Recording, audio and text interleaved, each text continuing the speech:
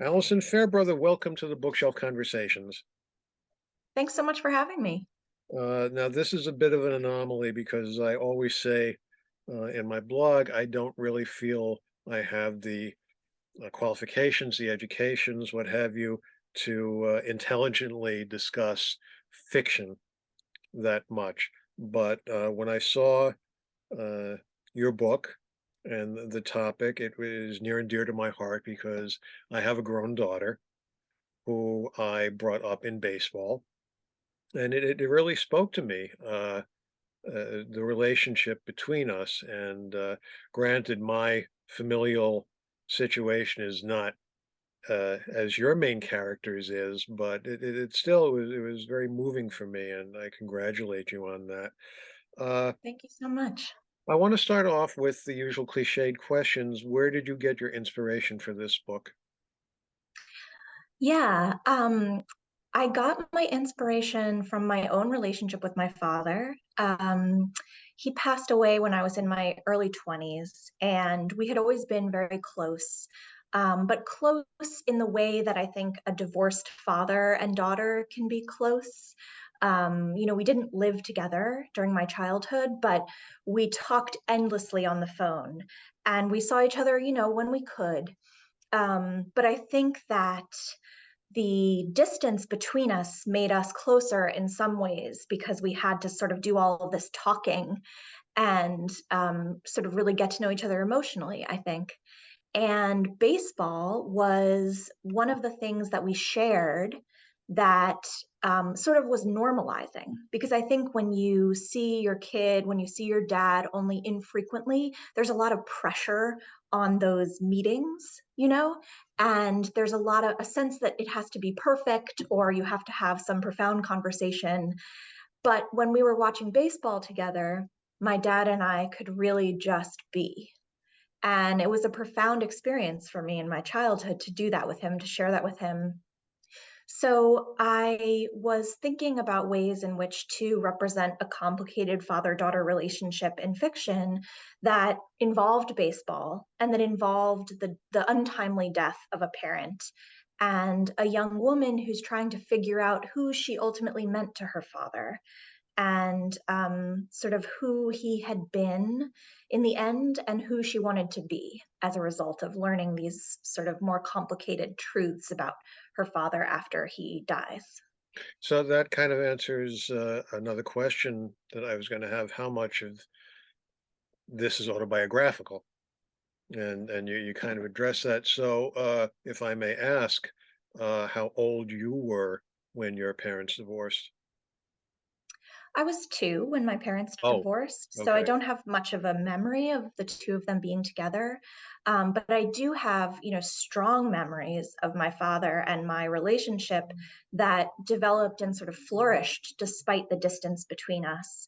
And I think that was a really important, kind of master thinking through how to move forward through grief when you've lost a parent is difficult for anyone, especially for a young person who loses their parent when they're very young. In Ellie's case, the protagonist of The Catch, her father was 55, or in his early 50s when he died, and my father was around the same age. So there was really a sense of things being cut short, right? And a sense of trying to reckon with what the relationship had been in a way that should have happened when he was alive, right? But because it couldn't, Ellie, the protagonist, had to do a lot of thinking around, how she had sort of idolized her father and what that had meant that she had done that, and how the divorce, how her sort of infrequent meetings with him, infrequent time with him, led to that kind of idealization of a parent. And then sort of learning to take him off the pedestal and sort of see him as a more complex human only after he died. Those were sort of the questions I was thinking about and the sort of emotional territory I was writing into. The age of your character and yourself, uh, that's about the time where children, and they are children, they are the children, even if they're not kids, young, they're still children. And they will always be children, regardless of how old they are and how old their parents are. But that is the age when you start realizing, and I forget which author had written this, that when he was a teenager, his father was an idiot. But 10 years later, he realized how much his father had learned in the 10 years. And Yeah. so, so again, speaking personally, as I am growing older, I'm older than your father and Ellie's father.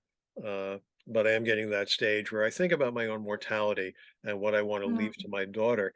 And it actually made me think, what am I going to leave her? And I have a ball that was signed by all the members of her travel softball team when she was playing softball. So that's something I want to leave her with. But I'll make sure she gets it and not one of my college uh, teammates. Uh, I want to talk a little more about the craft of writing more than the story, because I'm always afraid I'm going to give too much away when I talk about the story. Uh, how long did this take to write? 34 years. No, It took about 6 years, I okay, think. I have a full-time job. I'm right. also a book editor. I work at Riverhead Books, which is a division of Penguin Random House. And so I would write, in the evenings and on the weekends. And I think, being a book editor at the same time was really wonderful also because one thing about writing is that when you're really taking writing seriously, you only get to see the finished products, right? You only get to read the sort of masterful final drafts of the writers that you admire. And as a book editor, you really have access to those early drafts where you get to see, how something could become great, but isn't sort of necessarily yet working on all the levels that the writer intends. And so it's really inspiring, I think, in terms of seeing something as a process, seeing a piece of art as something that really requires so much sweat and blood and tears and toil and joy, and hard work and labor that I think is obscured, when you're a reader and you only see these final drafts. So being a book editor at the same time, I think was helpful. It really helped push me to keep going, knowing that I was kind of in a community of writers who were also chipping away at something that can take years and years. Now is which was you keep leading me into questions that I have, which is terrific. Uh, Working in the industry as you do, is that a blessing or a curse? Because on the one hand, you are the creator of your work, uh, and you know what goes into. And I my books have all been nonfiction, so I don't have that back and forth. That I assume would be different for fiction writers. But when you are dealing with an editor, how much of a battle is there between you knowing what you want to say and them wondering, is this what you want to say? Yeah, no, that's a great question. I think um, I think that a great editorial relationship feels more like a conversation that can last a long time, and that partly takes place through the writing itself. But I think in any editorial relationship, you don't want the editor to come in and say, this is how it has to be, and you don't want the writer to just reject out hand anything the editor has to say. You really want there to be some sense that there's a long conversation, that you're sort of developing something together. And sometimes the editor will push for something and the writer will push back, or vice versa. But that push and pull, I think, is an integral part of the bookmaking process. And I was really lucky. I have an editor who's really a legend in book publishing at Random House. And when I first started working with her, I was like dutifully taking every suggestion she made, because I was like, she knows way better than I do, and I'm new at this. And then as our relationship progressed and I turned in new drafts for her, I sort of found my way. And sometimes she would suggest something and I would say, what if I did it this way instead? And so it really, it by the end felt really like a relationship that was sort of mutual and collaborative in a lot of ways. And I am so lucky that I had that experience. And it's one that I hope I can bring, to my own authors that I work with at my day job. So you have the bonus of not only are you publishing your book, but you are getting, I don't know if education is a too strong a word, but you are learning better how to do your job as an editor as well. Absolutely. Yeah. Yeah. How many drafts did this go through? Um, Probably at 4 or 5, I think, by the end. Um, And there was a is there very a standard? I mean, the I have a friend who is working on a historical fiction, and he has been doing this for years. He gave me the manuscript to read of what is, I guess, the current finished product. Uh, but how much time is spent looking for that exact right phrase, that exact right word? I imagine that could be, you know, exhausting trying to find exactly, and then that's where I guess maybe the editor comes in and can be helpful in helping you find that exact phrasing, that exact word. definitely. I mean, I think there's so many writing occurs on so many levels. I mean, it is in the sentences, as you say, but it's also in the character development. It's in the arc of the plot. You know, it's in sort of the nuances of how you set a scene. It's in the setting, right? It's in the world building, and so editors can be really helpful across all of those levels, not just the kind of sentence level. But you know, the first few drafts of a novel, I try to think less about each sentence and more about the sort of emotional effect of the book. What is the book trying to say? What are the ideas in the book? And then you sort of shape that over the course of several drafts. And to me, sort of honing the sentences and getting them to sparkle is kind of something that happens a bit later in the process. That's not the case for every writer. I mean, some writers really want to get each sentence kind of crystalline before they move on. But for me, it's easier to sort of do the bigger building blocks first. So yeah, it took me many, many drafts. And I think the first draft that I did was really more a kind of emotional outpouring. You know, it was sort of me thinking about what it is to be a young woman in the world, to have just lost her father in her early 20s at a time when you really should be thinking about your future. You know, you should be looking ahead, thinking about who you want to become.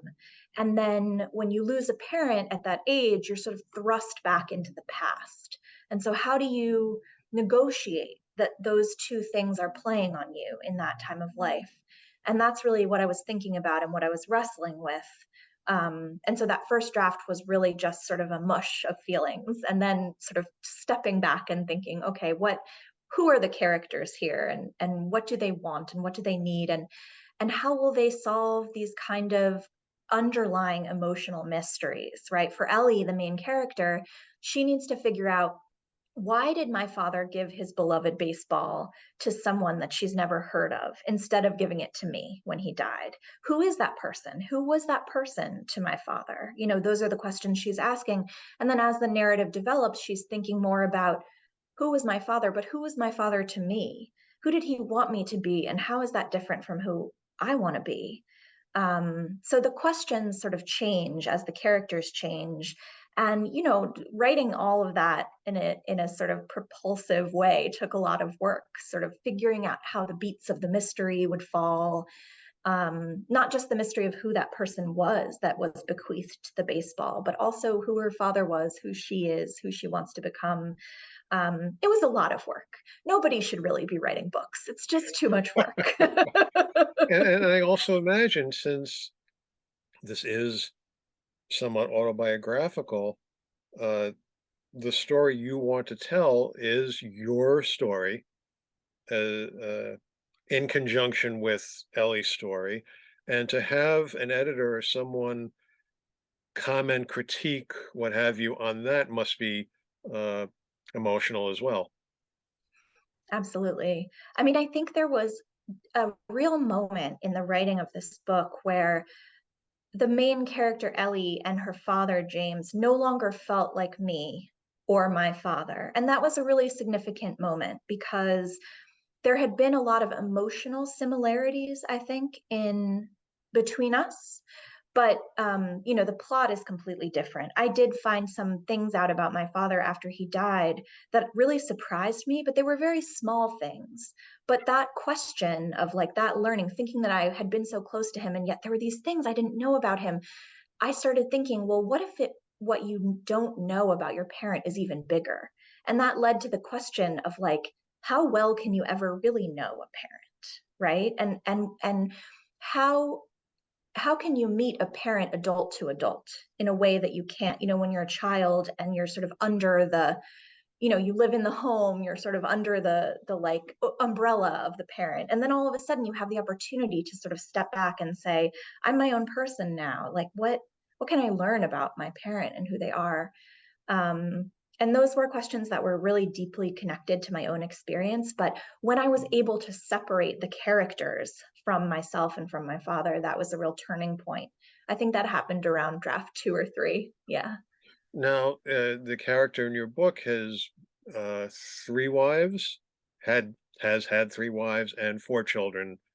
Uh, Ellie's 2 sisters by one mother and her brother by another. Uh, how close is that to your situation? That's all the case. The numbers are true, but nothing else is really true. I mean, my father was married 3 times, um, and had children with each of the different wives. And so there was a sort of complexity to the family. And there was a complexity to sort of trying to get everyone together at the same time. And then what does it feel like to be in a family where you're very close to everyone, but you have this inconsistent togetherness, right? Like that's a very different experience, I think. And that part was true. But I mean, the father in the novel is very different than my own father. And I think people I've been asked many times whether my father celebrated holidays out of season, because the book begins with these sort of fanciful, the father can't get his children all together to celebrate Christmas and Easter and New Year's, because of the complicated sort of schedules of the children and their responsibilities to their various mothers. And so he holds his holidays in the summer. And it's kind of creates this new version of these holidays, this kind of fanciful, whimsical way to all be together and celebrating. And that's not something my father did, but it is something I can imagine him doing. He was very, very loving, very charismatic, always looking to find like the fun and the games. And so, I did sort of draw on certain elements of life, but the characters, I think, feel very different to me at this point. As you were writing the drafts, uh, who did you allow to see it, if anybody? Oh, I shared it pretty widely. It was something that I learned in graduate school. I did go to graduate school for creative writing and literature. And before that time, I think I'd always felt that writing was very sort of solitary and kind of siloed, and that you weren't supposed to share your work until it was polished. But in graduate school, I really got to see the early drafts of my peers and read their work early and share my work with them early. And I really loved what came of those conversations. Someone seeing something about your writing that you hadn't yet put into words, that you knew on some emotional level, but maybe hadn't recognized it yet, or someone else having an idea that sparks something. I think it's very beautiful, how collaborative the writing process can be if you allow people to see your work and if you have good readers who really understand who you are and what you're trying to do. And I think that's why ultimately I went into editing, right? Because I do see that as a way in which to sort of you can touch so many different books, and you can think about how to support a writer in telling the best version of their story. um, and I find that very moving. What about your family and friends when they saw it? Did anybody say, "Oh, is this me? I know who this is. Uh, I like the way you portrayed me or this other person, or I don't like the way you portrayed that's not fair." What kind of feedback did you get from that? Which is, of course, again, very different in fiction than it is in nonfiction. Absolutely. I mean, I think, writing a novel, it's clear that I've fictionalized so much and that so many of these characters I completely made up. I might have taken tiny elements from life, but I think uh, it allowed me, in a way, to get at the emotional dynamics that felt more true, to sort of heighten certain things than it would have maybe to tell a story, to tell a memoir, to tell a work of nonfiction. And my family's been very supportive of me. I've been really lucky. My stepfather, actually, he's not the same as Ellie's stepfather at all. But when he read the book after it was published, I called him on the phone for some other reason, and he picked up and he said, "Dr. Boris Gettleman speaking," which is the name of Ellie's stepfather in the novel. So he had a great sense of humor about it, I think, which I really appreciated. Well, I really appreciated this book. It resonated with me on a personal level, and I'm guessing it will to a lot of readers out there. The book is The Catch, a novel written by our guest today, Alison Fairbrother. Alison, thank you so much for talking with us today. Thank you so much for having me. It was a pleasure.